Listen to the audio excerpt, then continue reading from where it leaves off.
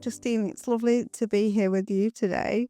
I thought we would start off by speaking about your career journey and what perspective that's given you on gender equality in the workplace. Yeah, I think I was really lucky actually. When I started as a fresh-faced graduate trainee, um, the majority of the managers in the office that were around were male, but we had a female marketing director who sat on the board of the company, and for me, she was a really good role model, and it made it feel possible that in so many years' time, potentially, I could too be at her level.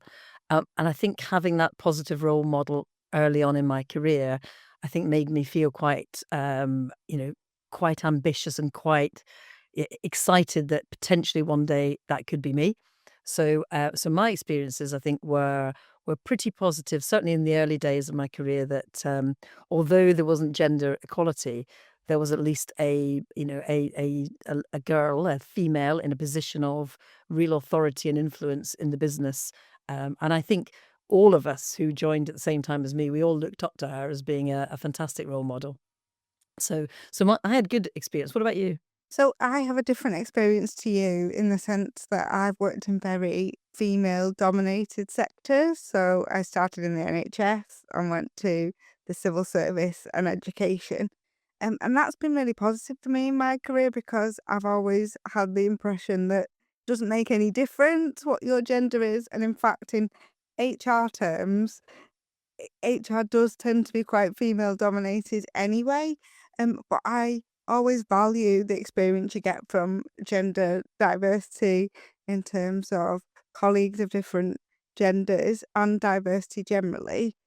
So I think that's put me in really good stead now to further my career and understand the challenges that women might be facing in getting in certain sectors. But obviously that changes the further you move on in your career because your experience changes and what your life experience is. How did you find that as you advanced your career? Yeah, I think I can remember my first industry that I worked in was the drinks industry. So I can remember being quite keen to set up a women's networking group, because there weren't many females in the industry, and I can remember being interviewed and being asked by a male sort of journalist, what does it feel like to be a woman in the brewing industry? And the answer is, well, I don't know. It doesn't. What does it feel like to be a man in the brewing industry? It was an interesting question that I'd never really thought about, other than the fact that the role model that I had, I did in my first job, I didn't see many others. So I sort of became I realized that she was quite unusual and that wasn't the norm. So for me, I think I became just a little bit more aware that most of the voices in the room were male, and that it was an exception to have a female voice. In particular, the type of product that I worked on, which was beer. It was a very male product at the time, and it was almost assumed you had to be a male beer drinker in order to have a valid view on how to market the product. Um, which, funnily enough, when you twist it round to say, well, quite a lot of products that were aimed at the domestic consumer, the housewife, there was a lot of males in charge of the marketing there. So it's an interesting juxtaposition, I think, of perspectives. But so I think for me, in summary, as I progressed through my career, I think I became more conscious that it wasn't norm to have women in positions of seniority, and that actually it felt to me like it sort of became less attainable as I went through my career. Um, and I think then when you sort of start to think about getting to an age where you're thinking about a family, then there's a whole different dynamic comes in into that arena. So how did you feel when you were thinking about a family? You were in a female kind of dominated environments? Was that helpful? How did that work? Yeah, so I suppose me and my husband did something quite unusual when our son was born, in that we were quite early adopters of shared parental leave. In the sense that I was quite career orientated. I really wanted a family, but at the same time I didn't want to lose that momentum in my career. Um And my husband was actually working in STEM at the time. He still works for the organisation. And they were very supportive of the idea of us having an equal journey. Um, but interestingly, even though I was in a female dominated environment, that was quite shocking to people. I turned up back at work after my son was 3 months old, and people weren't expecting to see me, and they didn't quite know how to react. But then my husband had a wonderful time at home, 6 months with our son, and I had 6 months to split in half. I think policies like that and practices like that in organisations are really helpful. But even now, I would say that they're still seen as quite unique and quite different. What was your experience in terms of starting your family? Yeah, again, shared parental leave. I don't even think it was a thing when I had my first. So I think we've come on leaps and bounds back from those early days. But certainly, with my first child, I took the sort of 3 months off that you could take off at the time. I think it was 90% salary, but then had to go back to work, and actually, I wanted to go back to work. But what was very interesting to me was the reception that I got when I came back to work, and the assumption was, firstly, would I even come back to work? Because it was deemed unusual.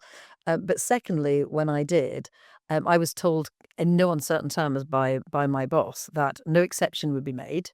I wanted equality. I would get equality. I would be treated exactly the same as if a man had had a baby. Therefore, if I was needed at 6 or 7 o'clock at night in the office, I would expect to be there. And I didn't even question it. And that's what's quite interesting now, I think, when we think forward to how different the world is, and how, not just for women but for men, those kind of attitudes are really quite outdated. But certainly with my firstborn, I think it was very much a case of I felt I had to prove myself.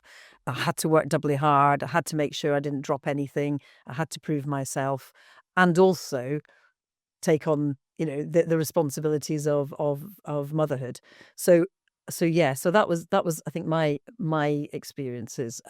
With my second child, it was quite different. I'd moved into a different industry, still fairly male dominated, but at that time my husband was retraining, so I was the breadwinner.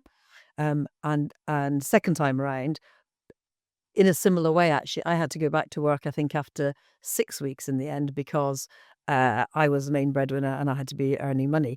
And I relied on family to help and support. So I was incredibly fortunate for that. But I think the economics for women of wanting to carry on having a career, but also spend time with kids, particularly in those early important kind of those weeks and months, it's one of the biggest challenges, I think, that women face, is to get the balance and feel like you're not failing in everything. You want to be, back in the day, it was all about being sort of superwoman, where you were the best mother on the planet, you were the best worker, you were the best of everything. And I think now we've moved to a bit more realistic situation where we all recognize it's a balancing act, and we have to do the best that we can. So I think maybe, again, we're in a nicer time where you don't have to be perfect at absolutely everything. So I think that's important for me. We've talked about early careers and kind of what happened when we went on to have families. What challenges do you think that women might face in their later careers and how we might support them with those?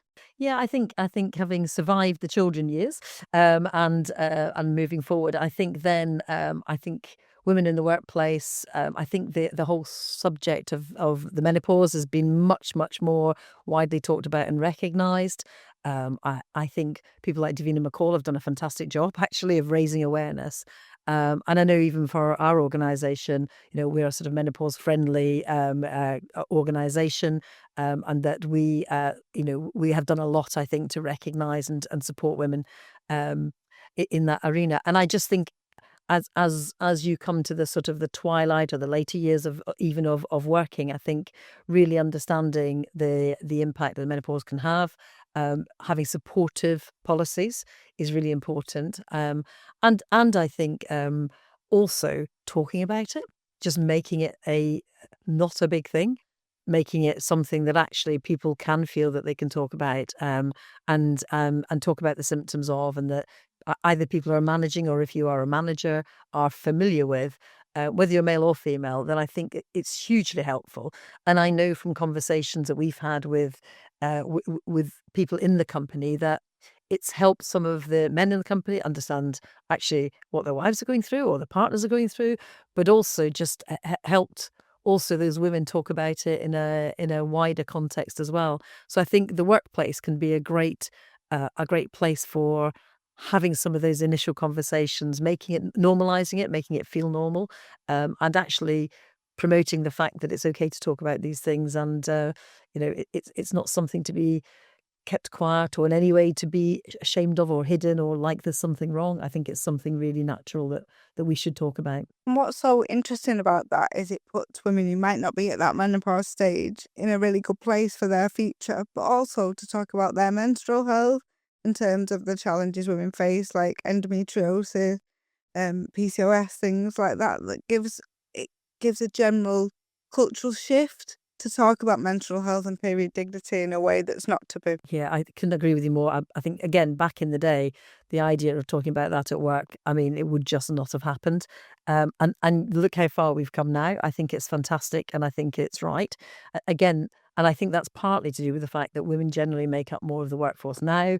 That that they are suffering from some of these issues and some of these conditions, and it does have an impact on the workplace. But actually, the workplace can be a supportive environment for women. So I think again that's great to see, and I think it's hugely positive. And if we're going to change, I think some of the dynamics and some of the industries that we work with, actually helping them to understand how to have those safe conversations, how to culturally change, I think is really important. Because the last thing you want to do is to encourage more women to join an industry and have a culture that's not where it needs to be to support women in. So I think there's a lot to be said for that.